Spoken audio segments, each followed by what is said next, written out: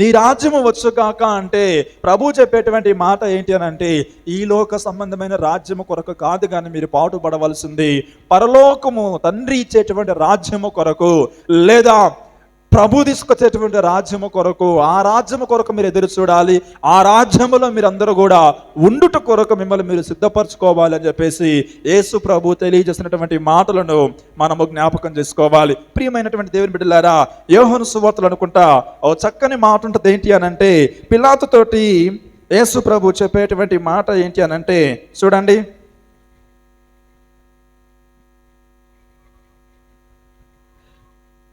18వ అధ్యాయం, యోహాను సువార్త 18వ అధ్యాయము 36వ వాక్యం మనం చదువుకుందాం. యోహాను సువార్త 18వ అధ్యాయం 36వ వచనం. యేసు, నా రాజ్యము ఈ లోక సంబంధమైనది కాదు. నా రాజ్యము ఈ లోక సంబంధమైనదైతే నేను యూదులకు అప్పగింపబడకుండునట్లు నా సేవకులు పోరాడుదురు గాని నా రాజ్యము ఇహ సంబంధమైనది కాదనెను.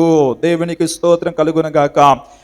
యేసు ప్రభు చెప్పేటువంటి మాట ఏంటి అని అంటే, నా రాజ్యము ఈ లోక సంబంధమైంది కాదు. నా రాజ్యము ఈ లోక సంబంధమైందే కానీ అయ్యుంటే యూదులకి నేను అప్పగింపబడుకున్నట్లుగా నా శిష్యులు లేకపోతే నా సేవకులు పోరాడతారని చెప్పేసి పిలాతుకు తెలియజేస్తూ ఉన్నాడు. ప్రియమైనటువంటి దేవుని బిడ్డలారా, యేసు ప్రభువును కూడా ఒక్కొక్క సమయంలో ఆయన యొక్క అనుచరులు, ఆయన శిష్యులు అందరూ కలుసుకొని రాజును చెయ్యాలని ఆలోచన కలిగినప్పుడు యేసు ప్రభు అక్కడి నుంచి తప్పించుకుని వెళ్ళిపోతాడండి. అదే మనకు అవకాశంగా వచ్చింది అనుకోండి, మా అందరి మీద నువ్వు రాజుగా ఉండాలయ్యా, నేను రాజుగా మేము అంగీకరిస్తూ ఉన్నావు, నీవే మా రాజు, మమ్మల్ని ఏర్పాటు చేసుకో, మమ్మల్ని పరిపాలించయ్యా అని చెప్పేవాళ్ళు అంటే మనకు అబ్బా దొరికిందరు అవకాశం అని చెప్పేసి సింహాసనం మీద కూర్చుంటాం మనం. యేసు ప్రభు శిష్యుల యొక్క ఆలోచన ఎరిగి, జన సమూహం యొక్క ఆలోచన ఎరిగి, అరే ఈయన ఇన్ని అద్భుతాలు చేస్తున్నాడు, ఇన్ని గొప్ప కార్యాలు చేస్తూ ఉన్నాడు, ఈయన బోధ కూడా చాలా ఆశ్చర్యపరిచే రీతిగా ఉంది, జ్ఞానములు కావచ్చు, సమస్తములు కావచ్చు, చాలా బలవంతుడిగా ఉన్నాడు కనుక ఈయనను మన రాజుగా చేసుకుంటే బాగుంటుందని ఆలోచన కలిగినప్పుడు యేసు ప్రభు వారి యొక్క ఆలోచన ఎరిగి అక్కడి నుంచి సైడ్ అయిపోతాడండి. ఎందుకో తెలుసా, ఈయన రాజుని చేసినా చేస్తారేమో రా బాబు అన్నట్లుగా. సో యేసు ప్రభు ఇక్కడికి వచ్చింది ఎందుకో తెలుసా, ఏ సింహాసనాన్ని సాధించుకోవడానికో, లేకపోతే రాజ్యముగా ఉండి ఒక రాజ్యాన్ని సంపాదించుకొని ఆ రాజ్యం మీద అధిపతిగా ఉండి ఏలడానికి కాదు. ఆయన రాజ్యము కేవలం యెరూషలేము మాత్రమే కాదండి, ఈ భూమి అంతా కూడా ఆయన రాజ్యమే. దేవునికి స్తోత్రం కలుగునుగాక. హల్లెలూయా.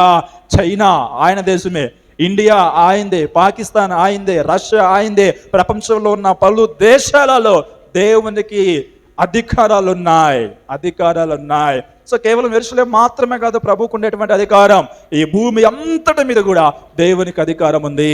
అయితే గమనించిన ప్రియ దేవుని బిడ్డలారా, యేసు ప్రభు ఈ లోకాన్ని పరిపాలించడానికో, ఈ లోకంలో ఒక రాజుగా ఉండడానికి ఈ లోకానికి రాలేదు, కానీ తండ్రి యొక్క చిత్తాన్ని నెరవేర్చడానికి అనేక మంది కొరకు తన ప్రాణము పెట్టి పాపములో చనిపోతున్నటువంటి వారిని బ్రతికించడం కొరకు ఈ లోకానికి వచ్చి ఉన్నాడు గనుక ఎవరు ఎన్ని ఆఫర్స్ చేసినప్పటికీ కూడా వాటికి అంత మాత్రం కూడా లోబడలేదు.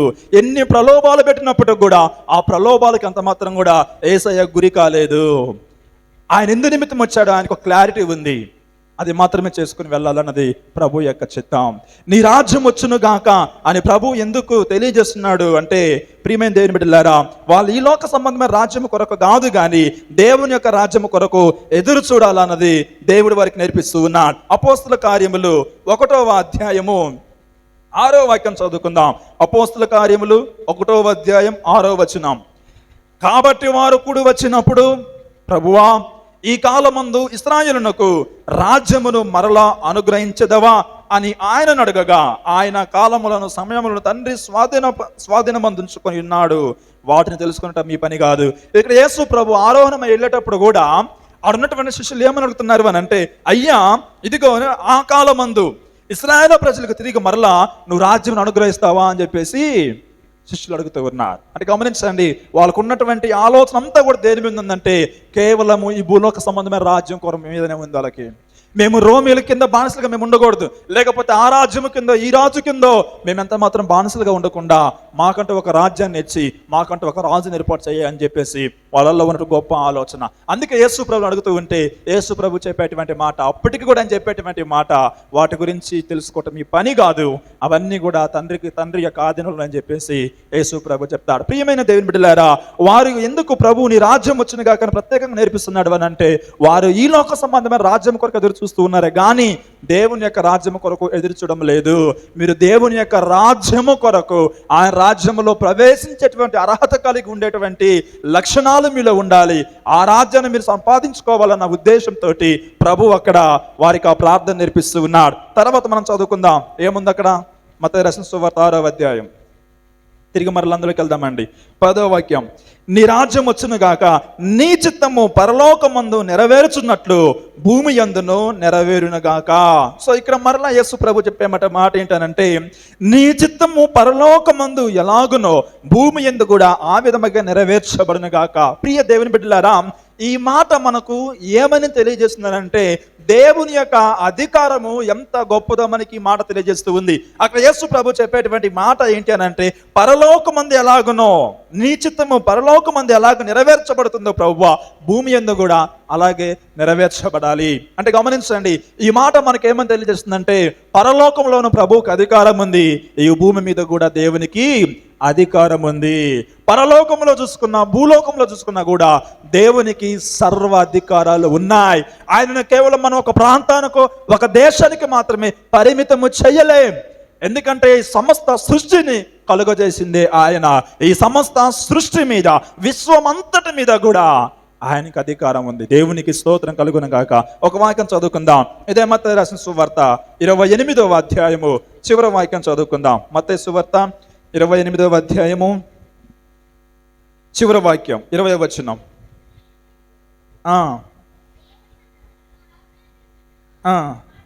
18వ వాక్యం చదువుకుందామండి. 18వ వచనం. అయితే యేసు వారి యొద్దకు వచ్చి, పరలోకమందును భూమి మీదను నాకు సర్వాధికారం ఇవ్వబడి ఉన్నది. హల్లెలూయా. యేసు ప్రభు చెప్పేటువంటి మాట ఏంటి అనంటే, ఇదిగో పరలోకమందు కావచ్చు, భూమి మీద కావచ్చు, నాకు సర్వాధికారం ఇవ్వబడి ఉంది. దేవుని యొక్క సార్వభౌమత్వం ఎంతవరకు ఉందనంటే, ఒక ప్రాంతానికి, ఒక ప్రదేశానికి, ఒక రాజ్యానికి, ఒక దేశానికి కాదండి, సర్వంలో కూడా దేవుడు అధికారం చలాయించేటువంటి వాడుగా ఉంటూ ఉన్నాడు. అందుకే ప్రభు వారికి ఏమని ప్రార్థన నేర్పిస్తున్నాడంటే, అయ్యా, పరలోకంలో నీ చిత్తాన్ని ఎలాగో నెరవేరుస్తూ ఉన్నావో భూమి మీద కూడా అదే విధంగా నెరవేర్చమని అని చెప్పేసి దేవుని యొక్క అధికారాన్ని వారికి తెలియజేస్తూ, ఆయన చిత్తము భూమి మీద కూడా నెరవేర్చబడాలని మీరు ప్రార్థన చేయమని వారికి నేర్పిస్తూ ఉన్నాడు. ఇందులో ఉన్నటువంటి మరొక పాయింట్ కూడా ఏంటి అనంటే, ప్రియమైనటువంటి దేవుని బిడ్డలారా, శిష్యులకు ఈ ప్రార్థన, ఈ మాట నేర్పిస్తూ రెండవది ఏంటి అనంటే, మీరు కూడా దేవుని యొక్క చిత్తాన్ని తప్ప మీ చిత్తం ఎంత మాత్రం కూడా చెయ్యడానికి ప్రయత్నం చేయకండి అని తెలియజేస్తూ ఉన్నాడు. మీ చిత్తాన్ని మీరు నెరవేర్చుకోవడం కోసం, మీ ఇష్టాలను మీరు నెరవేర్చుకోవడం కోసం మీరు జీవించవలసింది. దేవుని యొక్క చిత్తమేదో, దేవుని యొక్క ఉద్దేశం ఏంటో, ఆయన ప్రణాళికలు ఏంటియో తెలుసుకొని ఆ విధముగా మీరు నడుచుకోవాలి అనే ప్రభువు మరొక విషయాన్ని కూడా దాని ద్వారా మనకు తెలియజేస్తూ ఉన్నాడు. చూడండి, చదువుకుందాం మనం. ఇదే మత్తయి రాసిన సువార్త 26వ అధ్యాయము 39వ వాక్యం మనం చదువుకుందాం. 39 నుంచి 26వ 39వ వచనం. కొంత దూరము వెళ్ళి సాగిలో పడి, నా తండ్రి, సాధ్యమైతే ఈ గిన్నె నా యొద్ద నుండి తొలగిపోనిమ్ము, అయినను నా ఇష్ట ప్రకారము కాదు, నీ చిత్త ప్రకారమే కానిమ్మని ప్రార్థించను. దేవునికి స్తోత్రం కలుగును గాక. యేసు ప్రభు ఇక్కడ ఏమని ప్రార్థన చేస్తున్నాడంటే, అయ్యా, సాధ్యమైతే ఈ గిన్నె నా యొద్ద నుంచి తొలగిపోనిమ్ము అని ప్రార్థన చేస్తూ మళ్ళీ వెంటనే ఆయన అంటున్నటువంటి మాట, అయినను నా ఇష్ట ప్రకారము కాదు కానీ నీ చిత్త ప్రకారముగా కానిమయ్య అని ప్రార్థన చేస్తూ ఉన్నాడు. సో యేసు ప్రభు నేర్పించేటువంటి ఆ ప్రార్థనలో మరొక అర్థం కూడా ఏంటి అని అంటే, మీ చిత్తాన్ని మీరు నెరవేర్చుకోవడం కోసం ఎంత మాత్రం కూడా ప్రయాసం చేయబడకండి, ప్రయత్నం చేయకండి. మీ చిత్తాన్ని నెరవేర్చుకోవడానికి, మీ ఉద్దేశాల ప్రకారం నడుచుకోవడం కోసం మీ యొక్క జీవితాలను మీరు ఆ రీతిగా ఉంచుకోవద్దు. దేవుని యొక్క చిత్తానికి మిమ్మల్ని మీరు లోబర్చుకుంటూ, దేవుని యొక్క చిత్తానికి లోబడి ఆయన చెప్పినట్లుగా మీరు నడుచుకోవాలని ప్రభు వారికి తెలియజేస్తూ ఉన్నాడు. కనుక ప్రియమైనటువంటి దేవుని బిడ్డలారా, మనమందరము కూడా దేవుని యొక్క సన్నిధిలో, దేవుని యొక్క విధానంలో ఆయన చిత్తాన్ని నెరవేర్చే బిడ్డలుగా మనం ఉండాలే కానీ దేవుని యొక్క చిత్తాన్ని వ్యతిరేకంగా మనం ఎంత మాత్రం కూడా మనము చేయకూడదు. కారణం ఏంటంటే, మనల్ని పుట్టించింది ఆయన, మన జీవిత భవిష్యత్ అంతా కూడా ఆయన చేతిలోనే ఉంటుంది, మనం నడిపించేది కూడా ఆయనే గనక మనం ప్రతి సమయం అందు కూడా ఏమని ప్రార్థన చేయాలంటే, నా జీవితంలో నీ చిత్తం నెరవేర్చు ప్రభువా అని మనం ప్రార్థించే వారిగా ఉండాలి. కొంతమంది పట్టుబడతారేంటో తెలుసా, దేవుని చిత్తము కాకుండా మన ఇష్టాలు మనం నెరవేర్చాలి. నాకు కోరుకుందనుకోండి, అది దేవునికి ఇష్టం లేదు, అయినా కూడా నేనేమైనా ప్రార్థన చేస్తానంటే, నువ్వు ఏమైనా చేసుకో ప్రభువా, నాకు ఇలా ఆశ పుట్టింది, కోరిక పుట్టింది, ఈ కోరిక నువ్వు తీర్చాల్సిందే అని పట్టుబడి ప్రార్థన చేస్తారు. గమనించండి, అలాంటి ప్రార్థన ఒక మూర్ఖతతో కూడిన ప్రార్థన. మనం అలా కాదు ప్రార్థన చేయాల్సింది, ప్రభువా నాకు ఈ కొరత ఉంది, లేదా నాకు ఈ కోరిక ఉంది, నీ చిత్తం అయితే నాకు దయచేయ ప్రభువా అని ప్రార్థన చేయాలి. అది దేవుని యొక్క చిత్తంలో ఉంటే తప్పకుండా నీకు అనుగ్రహించబడుతుంది. అలాంటి ప్రార్థన దేవుని దృష్టికి ప్రియమైనదిగా ఉంటుంది, యోగ్యమైనదిగా ఉంటుంది. అలా కాదని చెప్పేసి నీ చిత్తం ఉన్నా లేకపోతే నాకు తెలియదు కానీ, నాకు అనవసరం కానీ, నాకు ఇష్టం ఉంది కనుక నా ఇష్టం నువ్వు నెరవేర్చాలి ప్రభు అని చెప్పేసి ఎంత మాత్రం కూడా మనము ప్రార్థన చేయరాదు. అదే యేసయ్య చెప్పేటువంటి మాట. కీర్తనల నుంచి ఒక వాక్యం చదువుకుందాం. 103వ కీర్తన 21వ వాక్యం చదువుకుందాం. 103వ కీర్తన 21వ వచనం. యెహోవా సైన్యములారా, ఆయన చిత్తము నెరవేర్చు ఆయన పరిచారకులారా, మీరందరూ ఆయనను గమనించండి. ఇక్కడ కీర్తనగారు రాస్తూ ఏమంటున్నాడు అని అంటే, యెహోవా సైన్యములారా, ఆయన చిత్తము నెరవేర్చు ఆయన పరిచారకులారా. దేవుని యొక్క చిత్తాన్ని ప్రతి ఒక్కరూ అనుసరించవలసిందే. దేవుని యొక్క చిత్తాన్ని ప్రతి ఒక్కరూ నడవవలసిందేనండి. యేసు ప్రభు పలుమార్లు కూడా తండ్రి యొక్క అభిష్టానికి కట్టుబడి ఉన్నాడే, కానీ తన చిత్తాన్ని నెరవేర్చుకోవడానికి ఎంత మాత్రం కూడా ఆయన ఇష్టపడలేదు.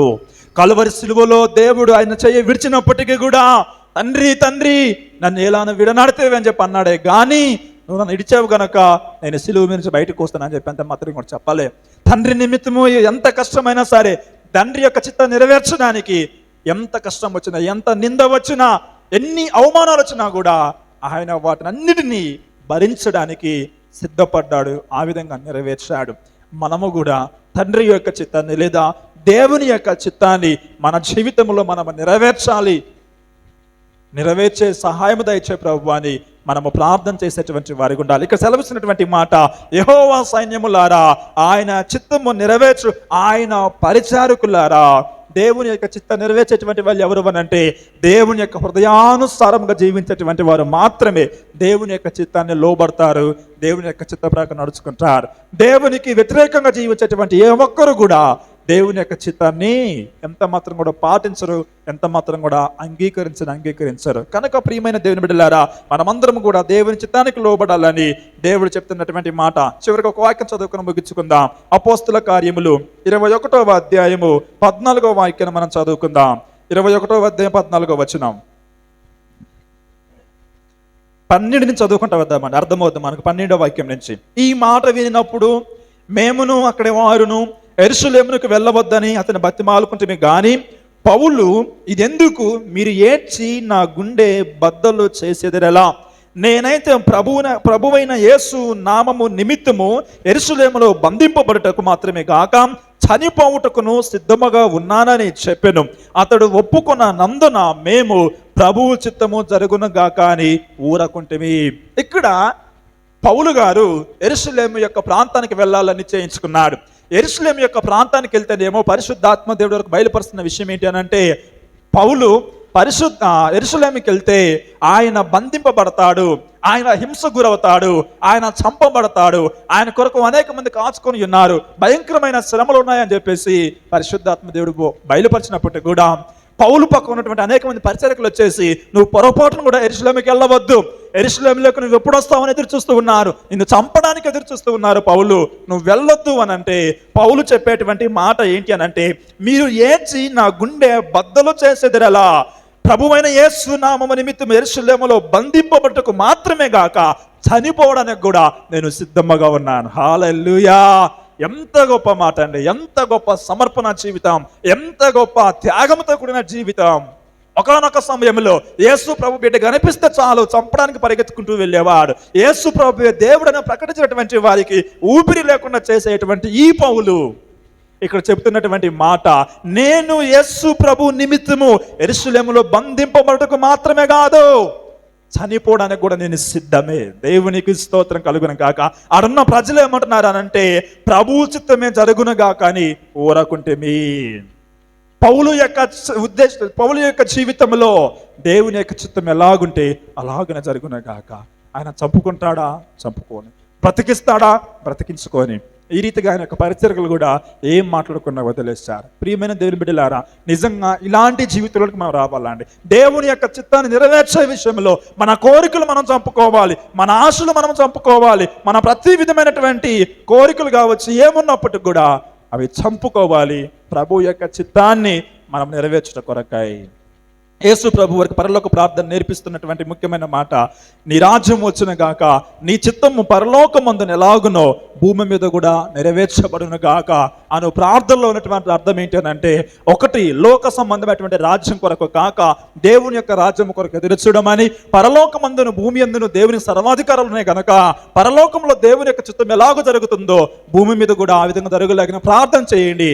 రెండవది ఏంటి అని అంటే, మీరు దేవుని యొక్క చిత్తం జరిగించే పరిచారకులుగా మీరు ఉండాలని వారికి తెలియజేస్తూ ఉన్నాడు. ఈరోజు మనమల్ని కూడా దేవుని యొక్క వాక్యం సెలవిస్తున్నటువంటి మాట, ఆయన చిత్తానికి మనము లోబడదాం, ఆయన చిత్తానికి మనము సమర్పించుకుందాం. అది కష్టమైన నష్టమైన మన జీవితానికి ఒకవేళ ఎంతో భయంకరమైన శోధనైనా శ్రమైనా సరే ప్రభు చిత్తం చేయడము కొరకు లోబడదాం, తగ్గించుకుందాం. మన ఇష్టాలు, మన ఆలోచనలు, మన ప్రణాళికలు అన్ని పక్కన పెట్టి ఆ ప్రభు యొక్క చిత్తమే నా జీవితం జరుగునుగా కానీ పౌలు వలె ఒక సమర్పణ జీవితాన్ని కలిగి ఉందాం.